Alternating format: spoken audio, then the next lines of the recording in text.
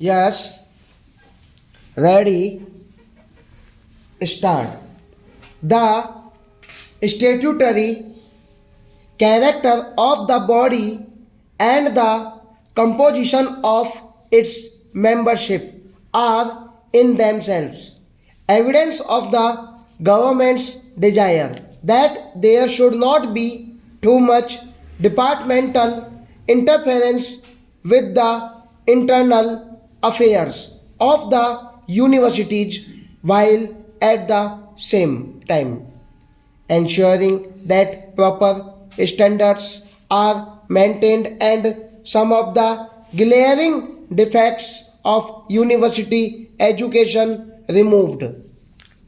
I am sure you will agree with me that if the Indian universities have today fallen into comparative disrupt, much of the responsibility lies with the universities themselves. Their administration has, in many cases, become slack and standards impaired through mainly non academic causes, into the details of which I need not go. However, since the inter university board has raised objections, I felt it desirable to summon a conference of vice chancellors and education ministers and find out what they base their objections on. I need hardly add that I am always willing to consider any constructive suggestions they might make for the improvement of standards in universities and better coordination of their facilities. I assume that we have met with a common objective versus the reform of university education with a view to making the universities agencies of national regeneration in independent India. I have made a passing reference to the fact that universities do not today enjoy the public esteem accorded to them in the past.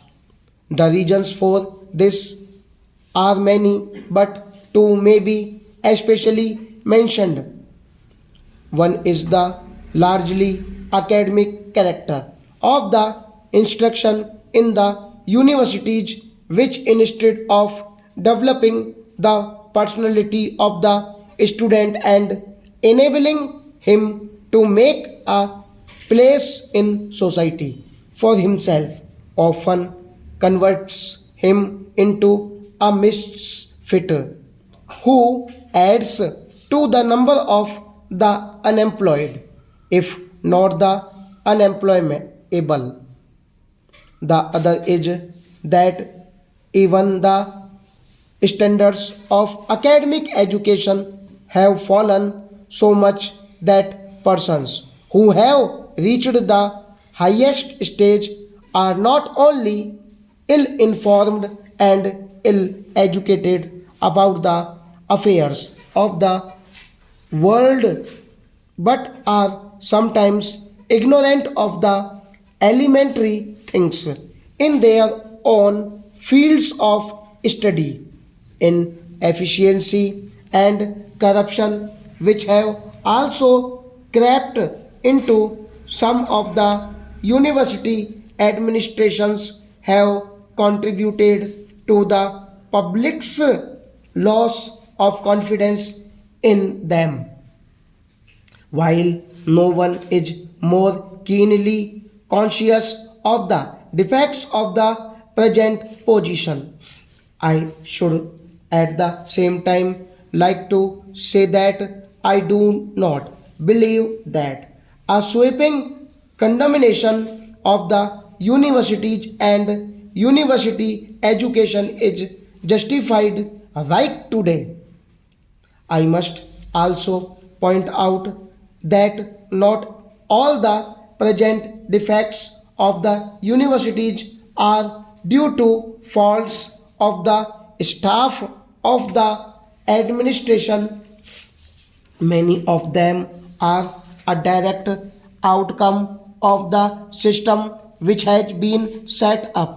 The fact that a university degree is an indispensable condition for employment in most types of service has induced a rush for degrees and led to overcrowding in the universities as a degree is regarded as a passport to any employment.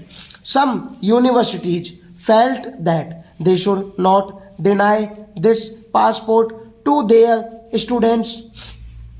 There was thus a tendency to pass as many students as possible if necessary, even by lowering the standards.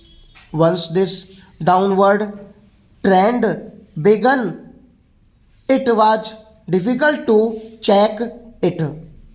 For any university which sought to maintain a high standard faced the risk of losing its students to other universities with lowered standards. The fact that degrees are essential prerequisites for employment had an undesirable effect on students as well. It made them pay more attention to the passing of examinations than to the acquisition of knowledge.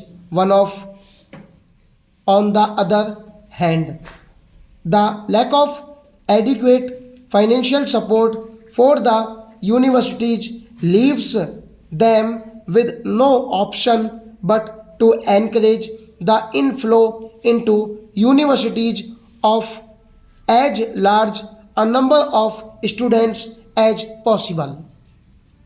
In a situation where many of the universities derive a major portion of their income from the tuition and examination fees of students, it is difficult, if not possible, for the universities to exercise adequate control on the discipline and standards of study if its students.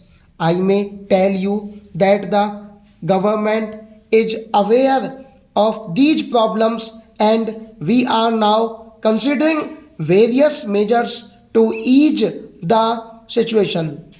In many countries, the possession of a degree is not an essential condition for employment as government service. We are therefore also considering whether a change can be made in our present practice. A proposal is under examination that we should not insist on degrees for employment except only in specialized posts which require higher academic qualifications. This can be done only if we are able to devise some alternative method of recruitment of different types and grades of public service which will be objective, flexible and free from the defects of the present system. I have mentioned that one defect of the existing system of university education is its abstract and academic character. This in itself would not have been so serious a defect in a country with a different social background. University education must in any case involve a high degree of specialization and coordination. Unfortunately, in India, this emphasis on the intellectual and academic aspect has been missing. Stop.